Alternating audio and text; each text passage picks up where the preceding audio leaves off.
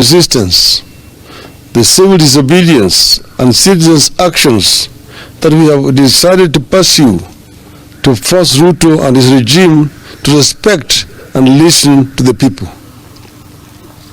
The Finance Act 2023 clearly exposed the fact that our leaders have decided to take instructions from the executive, and the executive has decided to pursue its own wishes regardless of what the people feel or say. Both the legislature and the executive have ganged up against the people, and the people have been left on their own. In return, the people have decided, rightly, to gang up against the executive and the legislature. The people have decided to invoke Article 1 of the Constitution. The process we are engaging in is about the deliberate policy decisions by the Kenya Kwanza regime to make life unbearable to a great majority of Kenyans, despite the consistent appeal by Kenyans for the regime to take actions to lessen their burden. The digital platform we have unveiled today is complementary to all other efforts and platforms, including civil disobedience, tax boycotts, and defiance that are meant to compel the regime to repeal the Finance Act 2023 and take deliberate steps to lower the cost of living.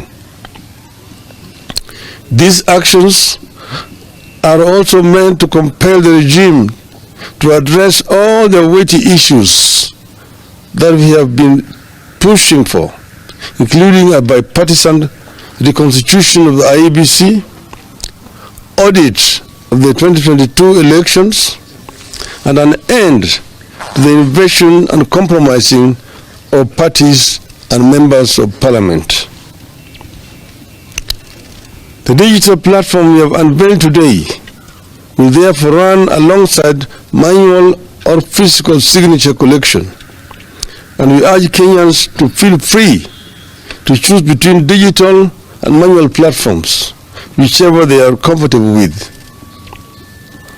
We are aware that Kenya Kwanza has questioned where we will take the signatures and the legality of the exercise.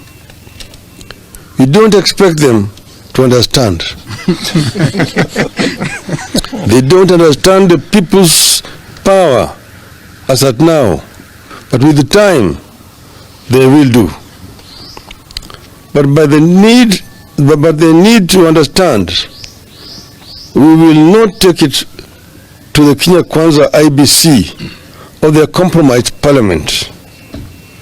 We take this early opportunity to thank the 1.2 million people who have signed so far. We appeal to more people to come out and append their signatures to this historic undertaking. Note that 1.2 million people have signed this far. As we launch this, our citizens' engagement forums that we started in Kamukunji last week will continue. And Kamukunji will not be confined to Nairobi. As the people who demonstrated last week, Kamukunji will be everywhere and anywhere across the country where Kenyans gather in the name of justice and well-being. We sincerely thank the people who turned out and spoke loudly, boldly, and fearlessly in the Western, Coast, Central, Nyanza, Rift Valley, Northeastern, and of course, Nairobi last week. Yes, and Eastern. And Eastern. Sorry. We take note that in the course of our otherwise peaceful activities across the country, Kenya Kwanza responded with live bullets and killed people in various parts of the country. In Nairobi, there was an attempt to assassinate the Right Honorable Raila Odinga, yours truly. We know they are getting it very wrong and missing the point that what Kenyans have started is a self-propelling movement. It has never been and will never be about an individual. Just like the assassination of Martin Luther King Jr. or the detention of Nelson Mandela did not stop the march for civil rights and freedom in the USA and South Africa, and that of Mahatma Gandhi in India.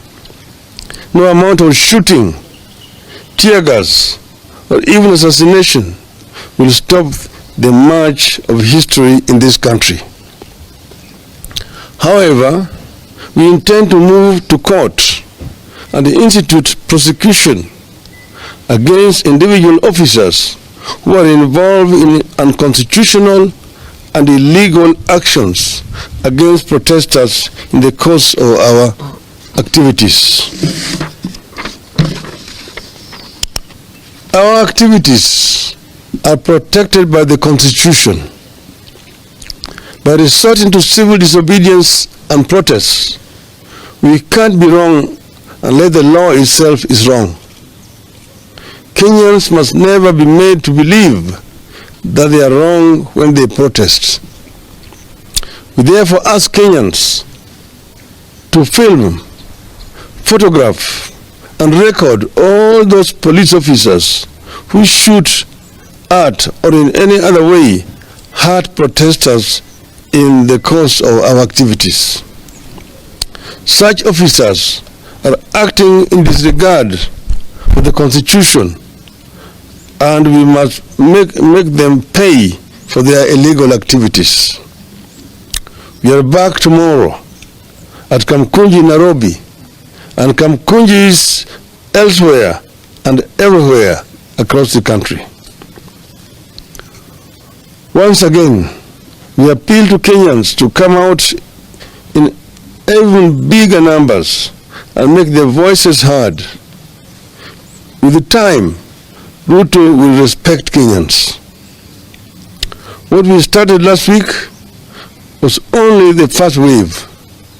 Tomorrow, we must return with an even greater force and in greater numbers. And we must keep doing this until Ruto listens and respects Kenyans. Finally, and most importantly, let us stay united. We need unity now more than ever. With unity, the fight won't be long, and we will get many of the things we desire and deserve. Let us stick together until the end. See you in Kamkunji tomorrow. Yeah. Thank you.